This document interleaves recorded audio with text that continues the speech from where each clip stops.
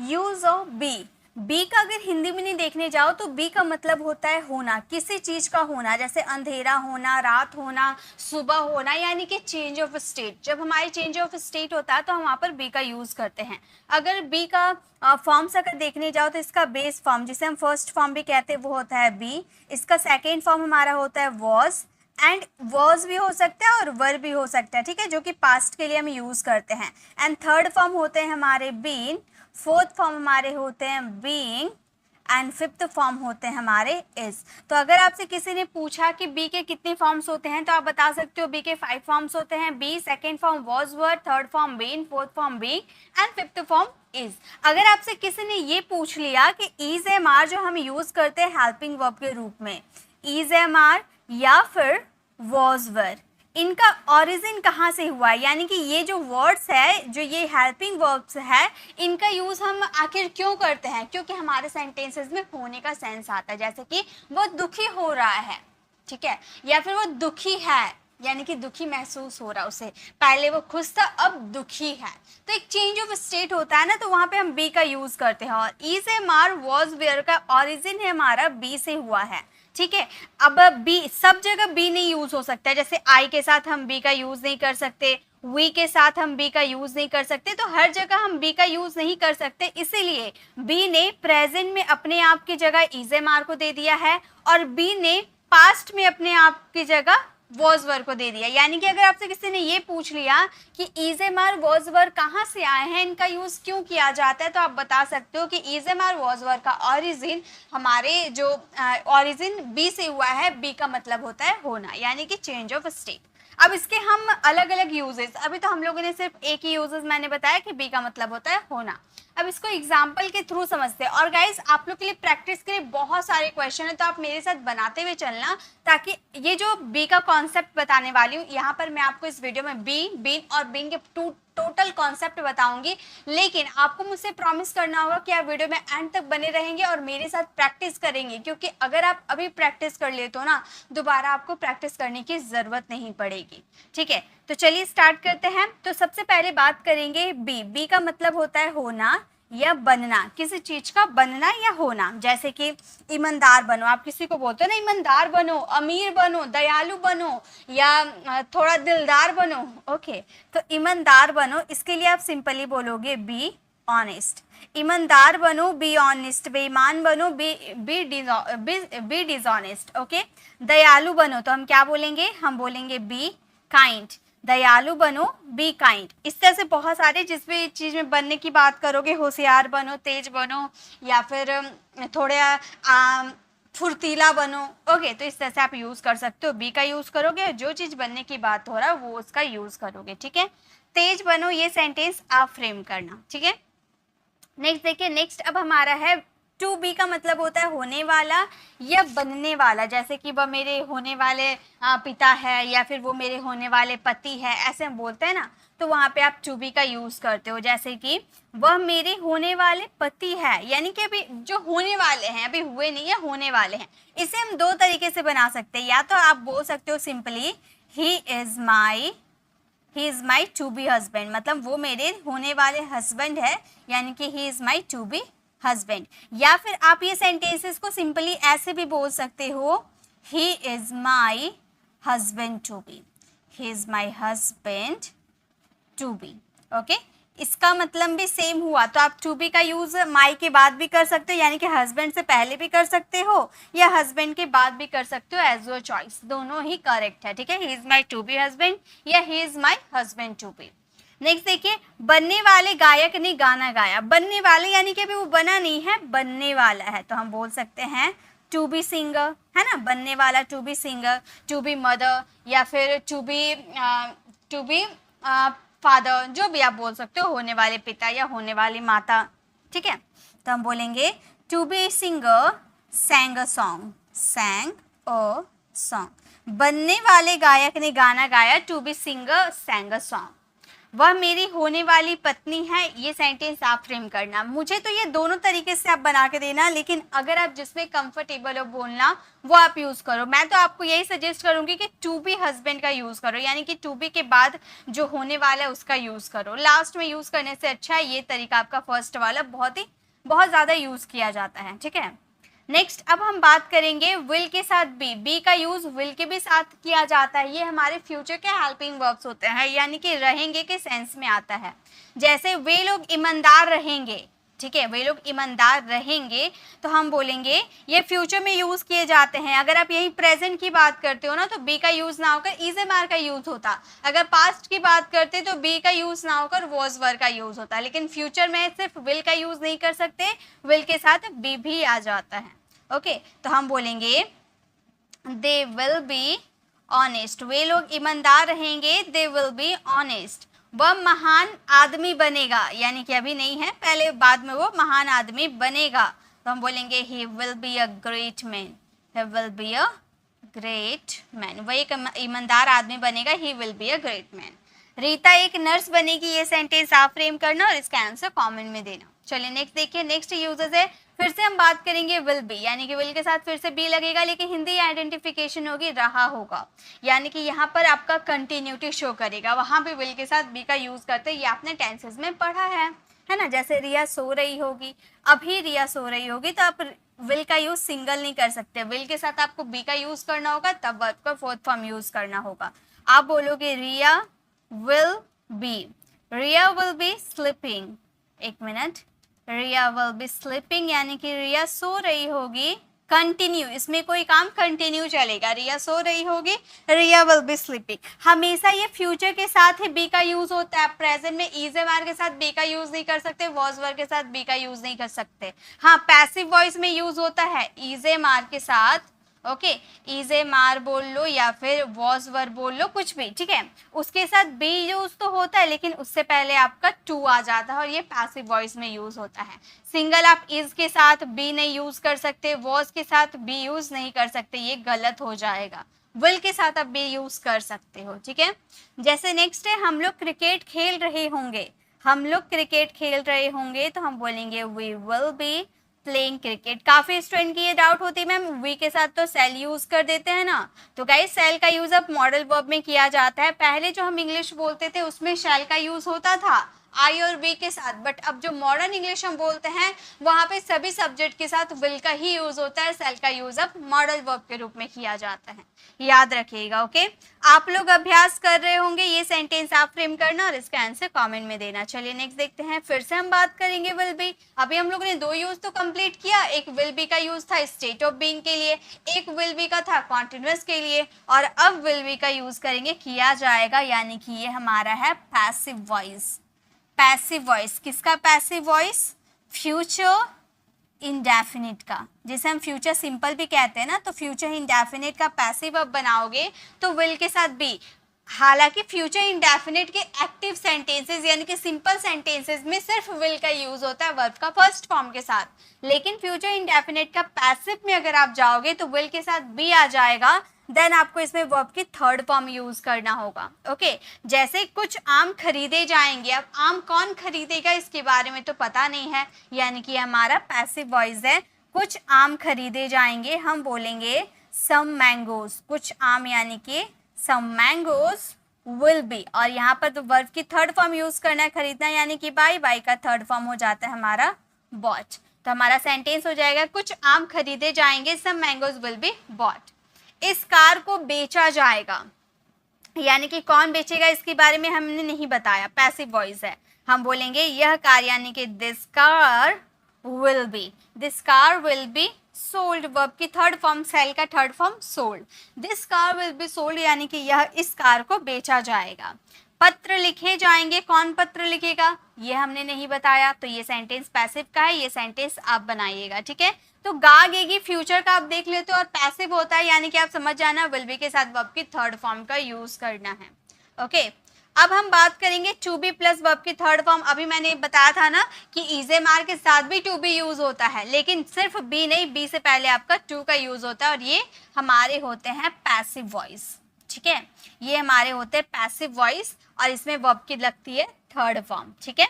और जैसे कि हिंदी आइडेंटिफिकेशन देखकर आपको समझ में आ रहा होगा, जरूरत है या जरूरत था, यानी कि जरूरत की बात करोगे तो इसमें आपको नीड का यूज करना होगा। जैसे अंग्रेजी बोलने की जरूरत थी पास्ट की है, ठीक है, तो हम बोलेंगे अंग्रेजी बोलने की जरूरत थी, नीड का सेकेंड फॉर्म नीडेड का यूज करेंगे, हम बोलेंगे इंग्लिश नीडेड। जरूरत की बात करोगे ना तो फर्स्ट फॉर्म आपका नीड होता है, सेकेंड फॉर्म आपका नीडेड हो जाता है, ठीक है। Needed to be plus verb की थर्ड फॉर्म यूज करना है क्योंकि ये हमारा पैसिव वॉइस है।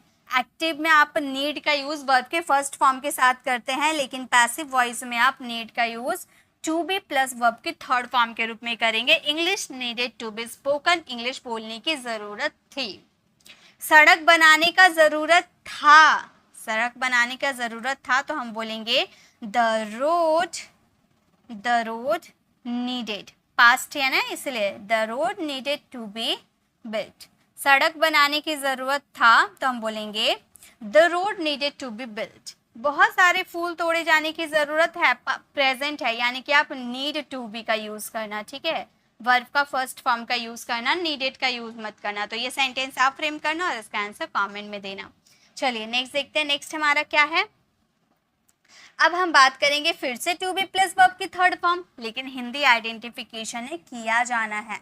मान लो आपको अपनी मर्जी से कोई काम किया जाना है, तो अपनी मर्जी से जब कोई काम किया जाना है तो उसमें हम यूज करते हैं इज एम आर के साथ, ठीक है, इज एम आर के साथ यूज करते हैं वर्ब की third form. Okay, is am are के साथ यूज होता है वर्ब की थर्ड फॉर्म का। जैसे पटाखे खरीदे जाने हैं, अब पटाखे कौन खरीदेंगे इसके बारे में आपने बताया नहीं बताया, प्रेजेंट है, इज एम आर यूज करना है, ठीक है। और पटाखे जो खरीदेंगे वो अपनी मर्जी से ही खरीदेंगे ना, कोई जोर जबरदस्ती थोड़ी कर देगा। तो यहाँ अपनी मर्जी से आप पटाखे खरीदेंगे तो आप बोलोगे fire crackers, fire crackers are to be purchased. तो हमारा सेंटेंस हो गया fire cracker are to be purchased, मतलब पटाखे खरीदे जाने हैं। रूम को साफ किया जाना है, अपनी मर्जी से ही साफ किया जाना है, ठीक है, तो हम बोलेंगे the room is to be cleaned, the room is to be cleaned, यानी कि कमरे साफ किए जाने हैं, the room is to be cleaned. Room घर को सजाया जाना है, अपनी मर्जी से सजाया जाना होगा, तो ये सेंटेंस आप फ्रेम करना। ओके, चलिए नेक्स्ट देखते हैं, नेक्स्ट क्या है हमारे, नेक्स्ट है हमारा टू बी प्लस वर्ब की थर्ड फॉर्म किया जाना था, यानी कि पास्ट है, और पास्ट के लिए कोई काम मर्जी से किया जाना था, यानी कि वॉज वर्ब का यूज किया जाता है टू बी प्लस वर्ब की थर्ड फॉर्म के साथ। जैसे घर को बनाया जाना था, अब अपनी मर्जी से घर को बनाया जाना था, घर टूट फूट गया तो बनाया जाना था, तो हम बोलेंगे The house was to be built। घर को बनाया जाना था, the house was to be built। सड़क की मरम्मत की जानी थी तो हम बोलेंगे the road। सड़क की मरम्मत की जानी थी, the road was to be repaired। The road was to be repaired, घर की रोड की मरम्मत की जानी थी, the road was to be repaired. गरीबों की मदद की जानी थी, ये सेंटेंस आप फ्रेम करना। ओके, तो पास्ट में आपको अपनी मर्जी से कोई काम किया जाना था, यानी कि was verb to be plus verb की थर्ड फॉर्म। अब बढ़ते हैं आगे, फिर से हम बात करेंगे टू बी प्लस वर्ब की थर्ड फॉर्म किया जाना है। अब मान लो इस सेंटेंसेस में आपका नेसेसरी शो कर रहा है, ठीक है, नेसेसरी है कि कोई काम किया जाना है या फिर कंपल्सन है, मजबूरी है या ज़रूरी है, ठीक है, मजबूरी है या ज़रूरी है, तो यहाँ पर यूज़ होता है हैज़ या हैव के साथ टू बी प्लस वर्ब की थर्ड फॉर्म प्रेजेंट में। ओके, और पास्ट में तो हैड का यूज़ किया है, तो वो आगे देखेंगे। प्रेजेंट में हैज़ हैव का यूज़ होता है, रात का भोजन पकाया जाना है। अब रात का भोजन, खाना पकाना कोई नहीं चाहता है, खाना पकाना अगर पड़ गया तो वो तो मजबूरी वाला ही बात हो जाएगा, या फिर एक ज़रूरत हो जाएगी कि हाँ भाई खाना नहीं पकेगा तो हम खाएंगे क्या, तो ज़रूरी है, रात का भोजन पकाया जाना ज़रूरी है ना। तो हम ये सेंटेंसेस को बोलेंगे dinner has to be cooked. रात का भोजन पकाया जाना है तो हम बोलेंगे dinner has to be cooked, यानी कि कोई काम नेसेसरी है, ज़रूरी है वो काम करना, तो हैज़ हैव के साथ टू यूज़ करेंगे। कपड़े धोए जाने हैं, कपड़े धोए जाने हैं तो हम बोलेंगे clothes have to be washed. कपड़े धोए जाने हैं, clothes have to be washed. पौधों में पानी दिया जाना है, ये सेंटेंस आप फ्रेम करना और इसका आंसर कमेंट में देना। चलिए नेक्स्ट देखते हैं। नेक्स्ट अब हम बात करेंगे टू बी प्लस वर्ब की थर्ड फॉर्म, यानी कि किया जाना था पास्ट में, यानी कि यहाँ भी आपका नेसेसरी शो कर रहा है या तो कंपल्सन शो कर रहा है। ठीक है, नेसेसरी है या कंपल्सन है, ये काम किया जाना था पास्ट में तो यूज़ करेंगे had to be। अगर अपनी मर्जी से किया जाना था तो वहाँ पर was were का यूज़ करेंगे, और नेसेसरी है या मजबूरी है तो had to का यूज़ करेंगे। जैसे इस काम को पूरा किया जाना था, ठीक है, इस काम को पूरा किया जाना था, ये मजबूरी है, तो हम बोलेंगे this work had to be, this work had to be done। इस काम को किया जाना था तो हम बोलेंगे this work had to be done। इस कमीज को धोया जाना था, इस कमीज को धोया जाना था तो हम बोलेंगे दिस शर्ट। ओके, हम बोलेंगे यह कमीज यानी कि this shirt had to be, this shirt had to be washed. इस शर्ट को धोया जाना था तो हम बोलेंगे this shirt had to be washed. इस नियम को पालन किया जाना था, ये सेंटेंस आप फ्रेम करना और इसका आंसर कमेंट में देना। ठीक है, चलिए अब आगे बढ़ते हैं। नेक्स्ट क्या है? सो गाइस, अब नेक्स्ट है हमारा बी मॉडल वर्ब। बी का यूज़ हम मॉडल्स में भी करते हैं ऑब्जेक्ट के साथ, जैसे कि आप जब मॉडल के साथ कोई स्टेट ऑफ बीइंग को शो करते हो, जैसे कि वो घर पर हो सकता है। अब यहाँ पर कोई एक्शन हो रहा है नहीं, बस होने का सेंस हो रहा है कि कोई कहीं पर हो सकता है। ठीक है, तो स्टेट ऑफ बीइंग चेंज हो रहा है, यानी कि वहाँ पर बी का यूज़ करेंगे मॉडल्स के साथ। जैसे वह घर पर हो सकता है, सकता है यानी कि वहाँ पे यूज़ होता है कैन का, ये तो आप लोगों को क्लियर होगा। तो हमारा ये सेंटेंस कुछ इस तरीके से होगा, ही कैन, और इसके साथ बी का यूज़ होगा he can be at home. वह घर पर हो सकता है, he can be at home. Rohan को डॉक्टर होना चाहिए, होना चाहिए, यहाँ पर क्या सेंस आ रहा है? यहाँ पर कुछ होने का सेंस आ रहा है, यहाँ भी चेंज ऑफ स्टेट हो रहा है, यानी कि यहाँ पे हम शुड का यूज़ करेंगे क्योंकि चाहिए आ रहा ना, तो हम बोलेंगे रोहन शुड बी। ये मैंने मॉडल वर्ब में कवर करवाया है आपको। ठीक है, Rohan should be a doctor, Rohan should be a doctor, Rohan को डॉक्टर होना चाहिए। रिया स्कूल में हो सकती है, ये सेंटेंस आप फ्रेम करना और इसका आंसर कमेंट में देना। ओके, चलिए नेक्स्ट देखते हैं। नेक्स्ट क्या है? अब हम बात करेंगे बी मॉडल वर्ब। फिर बी का यूज़ करेंगे मॉडल वर्ब के साथ, लेकिन अब हम यूज़ करेंगे उसमें आईएनजी। यानी कि अभी जो आपने बी मॉडल वर्ब को देखा उसके साथ आप ऑब्जेक्ट यूज़ कर रहे थे, यानी कि स्टेट ऑफ बीइंग को शो कर रहे थे। अब मॉडल्स के साथ बी का यूज़ करेंगे, उसमें आईएनजी यूज़ करेंगे, यानी कि यहाँ पर कोई काम आपका कंटिन्यू चलेगा। कंटिन्यूटी की बात करेंगे तो ही वर्ब का फोर्थ फॉर्म लगाएंगे। जैसे कि रिया खेल रही हो सकती है, अब मैं पूरा श्योर नहीं हूँ कि रिया खेल ही रही है। ठीक है, मुझे 50-50% की पॉसिबिलिटी है तो मैं मे का यूज़ कर देती हूँ। ठीक है, तो हम बोलेंगे रिया मे बी प्लेइंग, रिया खेल रही होगी। अगर यहाँ पर आप खेल रही हो सकती है, अगर आप यहाँ पर श्योर होते तो आप बोलते Riya can be playing. Okay, next, Tina को सो रहा होना चाहिए, टीना को सो रहा होना चाहिए। कंटिन्यूटी की बात करें तो हम बोलेंगे टीना शुड बी स्लीपिंग, टीना को सो रहा होना चाहिए, टीना शुड बी स्लीपिंग, टीना को ज़रूर सो रहा होना चाहिए। ये सेंटेंस आप फ्रेम करना और इसका आंसर कमेंट में देना।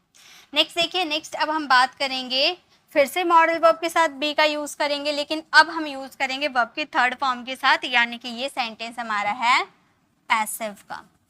ठीक है, ये हमारा सेंटेंस है पैसिव में। पैसिव में अगर कोई सेंटेंस आता है उसके साथ मॉडल्स रहता है तो मॉडल्स के बाद आपको बी का यूज़ करना होता है। फॉर एग्जाम्पल, अंग्रेजी बोला जाना चाहिए। अंग्रेजी कौन बोलेगा इसके बारे में हमने नहीं बताया, सिर्फ इतना बताया अंग्रेजी बोला जाना चाहिए। तो हम बोलेंगे English should be, English should be spoken, English बोला जाना चाहिए, इंग्लिश शुड बी स्पोकन। आपको पीटा जा सकता है। आपको कौन पीटेगा इसके बारे में नहीं बताया है, तो हम ये पैसिव है, हम बोलेंगे you can be beaten. You can be beaten, आपको पीटा जा सकता है। शायद राम को बुलाया जा सकता है, ये सेंटेंस आप फ्रेम करना और इसका आंसर कमेंट में देना। तो यही थी हमारे बी के सारे यूजेस। आई होप आपको ये सारे बी के यूजेस क्लियर हो गए होंगे। तो यहाँ पर हम लोगों ने 14 यूजेस बी के, मैंने आप लोगों को 14 नहीं 13 यूजेस मैंने आपको यहाँ पर बी के करवाए। अब बढ़ते हैं बीन की तरफ। ओके, बीन के भी कई सारे यूजेस होते हैं। फर्स्ट हमारा बीन का यूज है किए जाने पर या के बाद।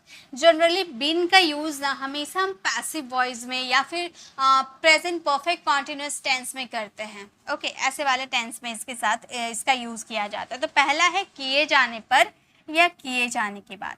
अब आपने कई बार ऐसे सेंटेंसेस सुने होंगे ना, अपमानित किए जाने पर रोहन ने अपनी नौकरी छोड़ दी, या फिर वीडियो देखने के बाद वो अंग्रेजी बोलना शुरू कर दिया, या खाना खाने के बाद मैंने अपना काम करना शुरू कर दिया। तो किए जाने पर यानी कि वो काम करने के बाद। ठीक है, तो हम बोलेंगे अपमानित किए जाने पर रोहन ने अपनी नौकरी छोड़ दी। तो यहाँ पर किए जाने पर इसके साथ बीन नहीं, इसके साथ हैविंग का यूज़ किया जाता है। ठीक है, मैंने हैविंग के यूजेस में, इससे पहले वाली वीडियो में हैविंग तो मैंने बताया है, लेकिन मैंने एक अलग से हैविंग के यूजेस आपको कवर करवाया था, वहाँ पे मैंने बताया था हैविंग के साथ भी बिन का यूज़ होता है। हमारा सेंटेंस ऐसे होता है, ये पैसिव है। ठीक है, ये पैसिव है। हम बोलेंगे having been insulted. Having been insulted यानी अपमानित किए जाने पर। कौन अपमानित करेगा इसके बारे में हमने नहीं बताया, पैसिव वॉइस है। ओके, तो हैविंग बिन इंसल्टेड, रोहन ने अपनी नौकरी छोड़ दी, यानी कि Rohan left his job. Rohan ने अपनी नौकरी छोड़ दी। वीडियो देखने के बाद वो अंग्रेजी बोला। वीडियो देखने के बाद वो अंग्रेजी बोला, यानी कि having been watched video. Video देखने के बाद हैविंग बीन वॉच्ड वीडियो, वह अंग्रेजी बोला। He spoke English. तो यहाँ पर हैविंग के साथ बिन का यूज करेंगे किए जाने पर या किए जाने के बाद। पिटाई खाने के बाद वो रोने लगा, ये सेंटेंस आप फ्रेम करना। ठीक है, अब नेक्स्ट यूजेस देखिए। बिन के नेक्स्ट यूज है हमारा, मैंने जैसे ही बताया, हैज हैव के साथ बिन का यूज होता है, यानी कि प्रेजेंट परफेक्ट कॉन्टिन्यूअस टेंस है, किसी समय से कर रहा है। ठीक है, प्रेजेंट परफेक्ट कॉन्टिन्यूअस टेंस। आप लोगों को ये क्लियर होगा। जैसे आप 2 महीने से अंग्रेजी सीख रहे हो, 2 महीने से आपने एक टाइम बता दिया है ना, तो आपने एक ड्यूरेशन, टाइम ऑफ ड्यूरेशन बताया, यानी कि यहाँ पर 4 का यूज होगा। हम बोलेंगे you have been learning English for 2 months।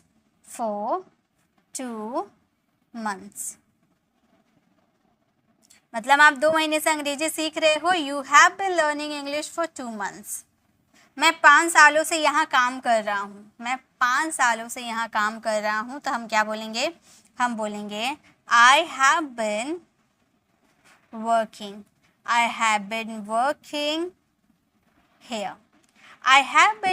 Hair. कब से? 5 सालों से। for 5 years। तो हमारा सेंटेंस हो गया I have been working here for 5 years, मतलब मैं 5 सालों से यहाँ काम कर रहा हूँ। नेक्स्ट है वह सुबह से खेल रहा है। कब से? सुबह से। तो ये सेंटेंस आप फ्रेम करना और इसका आंसर कमेंट में देना। नेक्स्ट देखिए, नेक्स्ट हम बात करेंगे हैज़ हैव के साथ बिन का यूज़ करेंगे किसी समय से है। क्या बोलते हो ना, मैं 6 साल से दिल्ली में हूँ, या वह 2 दिन से अपने घर में है ना। मैं 6 साल से दिल्ली में हूँ, तो हम बोलेंगे आई हैव बिन इन दिल्ली। मैं दिल्ली में हूँ, आई हैव बिन इन दिल्ली। कब से? 6 सालों से, यानी कि for 6 years। मैं 6 सालों से दिल्ली में हूँ, I have been in Delhi for 6 years। वह लंबे समय से घर पर है, तो हम बोलेंगे he has been at home for a long time। वह लंबे समय से घर पर है। He has been at home for a long time। Rahul बचपन से मेरा दोस्त है। ये सेंटेंस आप फ्रेम करना और इसका आंसर कमेंट में देना। ठीक है, नेक्स्ट देखिए, नेक्स्ट हम बात करेंगे हैज हैव के साथ बिन का यूज करेंगे, काम किया जा चुका है, यानी कि ये हमारा सेंटेंस प्रेजेंट परफेक्ट का पैसिव है। ये हमारा सेंटेंस प्रेजेंट परफेक्ट का पैसिव का सेंटेंस है। ओके, जैसे पत्र लिखा जा चुका था, अब पत्र लिखा जा चुका है, अब पत्र किसने लिखा है इसके बारे में हमने जिक्र नहीं किया। ओके, तो हमारा ये सेंटेंस होगा पत्र लिखा जा चुका है, a letter has been written। पत्र लिखा जा चुका है, a letter has been written। तुम्हें इस बारे में बताया गया है, तुम्हें इस बारे में बताया गया है, तो हम बोलेंगे you have been told about it, you have been told about it। तुम्हें इस बारे में बताया गया है, you have been told about it। उसे पैसे दिया गया है, ये सेंटेंस आप फ्रेम करना। चलिए नेक्स्ट देखते हैं। नेक्स्ट अब बात करते हैं हम हैड बीन का। हैड बीन का मतलब होता है किसी समय से कर रहा था, किसी समय से कोई काम कर रहा था। जैसे कि अब यहाँ पास्ट की बात करते हैं, जो हम लोगों ने प्रेजेंट में जैसे यूज़ किया वो हमारा पास्ट का है। हम लोग इस कंपनी में 2 साल से काम कर रहे थे, ये हमारा पास्ट परफेक्ट कॉन्टिन्यूअस है। हम बोलेंगे we had been working in this company, we had been working in this company। कब से? 2 सालों से, for 2 years। मतलब वो 2 साल से इस कंपनी में काम कर रहे थे, हम कर रहे थे, यानी कि we had been working in this company for 2 years। वह इस प्रोजेक्ट पे वर्षों से काम कर रहा था, ये सेंटेंस आप फ्रेम करना। आप बचपन से रोहन से बात कर रहे थे, ये भी सेंटेंस आप फ्रेम करना। देखिए अब मैंने ये 2 सेंटेंसेस आपको इसीलिए दिए हैं क्योंकि मैंने आप लोगों को टेंसेस करवा रखा है, चाहे वो प्रेजेंट परफेक्ट हो, पास्ट परफेक्ट हो या फ्यूचर परफेक्ट हो, मैंने सब कुछ आपको कवर करवा रखा है। ठीक है, यहाँ पर बस मैं आप लोगों को बी, बिन और बीइंग के यूजेस करवा रही हूँ और मैंने बताया कि बिन का यूज यहाँ किया जाता है। अब आपका क्या काम है, इसे ज़्यादा से ज़्यादा प्रैक्टिस करना। देखिए मैं आप लोगों के लिए एक्स्ट्रा क्वेश्चन लेकर आती हूँ, और कुछ क्वेश्चन मैं आप लोगों के सामने बनाकर दिखाती हूँ, ट्रांसलेट करके दिखाती हूँ, लेकिन बहुत सारा मैं होमवर्क देती हूँ ताकि आप उस होमवर्क को ट्रांसलेट करें, आप खुद से वो होमवर्क बनाएं ताकि आपको ये पता चल पाए कि आपने कितना सीखा है। आप वीडियो को पॉज कीजिए, जो भी होमवर्क दे रहे हो आप वीडियो को पॉज कीजिए, पहले उसका आंसर दीजिए तभी कंटिन्यू कीजिए। देखिए अगर आज आप क्वेश्चन को, जो मैं आपको होमवर्क दे रही हूँ, आज आप उसे स्किप करके आगे बढ़ जाते हो तो लाइफ में आप कभी अंग्रेजी नहीं बोल पाओगे, क्योंकि आप प्रैक्टिस करने के आपके पास टाइम ही नहीं है। आपके पास टाइम नहीं है, बस इतना ही टाइम है कि हम दूसरे के वीडियोस को देखते हैं, बट प्रैक्टिस करने का टाइम हमारे पास नहीं होता है। तो टाइम अगर आप एक्स्ट्रा जो टाइम देते हो, यहाँ टाइम दो, वीडियो को पॉज करो, जितना सेंटेंसेस दे रही हो पहले उसे फ्रेम करो, देखो आपकी प्रैक्टिस यहीं पर हो जाएगी। आपने जो मान लो ये आधा घंटा का वीडियो है, आप होमवर्क के साथ लेकर, आप मान लो ये 30 मिनट की जो वीडियो है, अगर आप पॉज कर करके सबका आंसर देते हो, 30 मिनट से 1 घंटा होगी, है ना, 1 आवर्स की होगी, लेकिन कम से कम आपकी 1 आवर्स में प्रैक्टिस तो हो जाएगी, आपको न्यू कॉन्सेप्ट क्लियर भी हो जाएगा और प्रैक्टिस भी हो पाएगी। आपको एक्स्ट्रा टाइम निकालने की जरूरत नहीं है, बस 30 मिनट की वीडियो में 1 आवर देकर देखिए, आपके अभी की अभी सब कुछ आपको समझ में आ जाएगा। इसीलिए मैं एक्स्ट्रा क्वेश्चन देती हूँ ताकि आप उसे अभी ट्रांसलेट करो, अभी प्रैक्टिस कर लो। तो आपको मेरे साथ प्रैक्टिस करते हुए चलना है। वीडियो को पॉज कीजिए, पहले इसका आंसर दीजिए, देन आप कंटिन्यू कीजिए। ओके, अब देखिए, अब बात करते हैं हैड बिन। हैड बिन जैसा कि मैंने हैज बिन का बताया, सेम वैसे ही किसी समय से था, वह सुबह से वहाँ था। अब जैसे हैज बिन आपने यूज़ किया ना, सेम आपको हैड बिन का भी यूज़ करना है। हम बोलेंगे he had been, he had been there, he had been there since morning, since morning. हमारा सेंटेंस हो गया she had been there since morning, वह सुबह से वहाँ था। रोहन 2 वर्षों से मुंबई में था, ये भी आप फ्रेम करो। तो मार्च से रिया से के साथ थे, ये भी आप फ्रेम करो। यहाँ क्योंकि मैंने हैज बिन क्लियर करवा दिया तो हैड आपके लिए बनाना ईजी हो गया। ओके, अब बात करते हैं हैड बिन का यूज करेंगे, काम किया जा चुका था, यानी कि पैसिव में। पैसिव में भी इसका यूज किया जाता है। जैसे तुम्हें दिल्ली भेजा जा चुका था। अब कौन आपको दिल्ली भेजेगा इसके बारे में बताया गया है? नहीं बताया गया है, तो हम बोलेंगे you had been. You had been sent to Delhi. You had been sent to Delhi. आपको दिल्ली भेजा जा चुका था. You had been sent to Delhi. Rohan को पीटा गया था. हम क्या बोलेंगे? रोहन को पीटा गया था. Rohan had been beaten. Rohan को पीटा गया था. Rohan had been beaten. गली सजाई जा चुकी थी. ये सेंटेंस आप फ्रेम करना, जैसे मैंने आपको बताया सेम वैसे ही आपका ये भी ट्रांसलेट होगा. ओके, चलिए अब आगे देखते हैं नेक्स्ट क्या हमारे. अब हम आ जाते हैं विल हैव बीन में. विल हैव बीन का मतलब होता है किसी समय से कर रहा होगा. किसी समय से कर रहा होगा. जैसे ये सेंटेंसेस हमारा क्या है? Future perfect continuous tense. Okay, future perfect continuous tense है. जैसे वे लोग घंटों से प्रयास करते रहेंगे, तो हम बोलेंगे दे विल. अब मैंने आप लोगों को फ्यूचर करवा रखा है, फ्यूचर परफेक्ट कॉन्टिन्यूअस टेंस मैंने करवा रखा है, लेकिन फिर भी मैं आपको एक सेंटेंसेस आपको करवा दे रही हूँ. ठीक है, they will have been trying. They will have been trying for hours. तो हमारा सेंटेंस हो गया they will have been trying for hours. वह घंटे से प्रयास करते रहेंगे. वह 2 घंटा से सोता रहेगा. आप 6 बजे से काम करते रहेंगे. ये सेंटेंस आप फ्रेम करना और इसका आंसर कमेंट में देना. चलिए नेक्स्ट देखते हैं. नेक्स्ट क्या है हमारे. इसी तरह से आपका यहाँ पर फ्यूचर का विल हैव बीन है, किया जा चुका होगा. मतलब ये हमारा पास्ट में शो, मतलब ये हमारा पैसिव वॉइस है ना. विल हैव बीन हमारा पैसिव वॉइस है.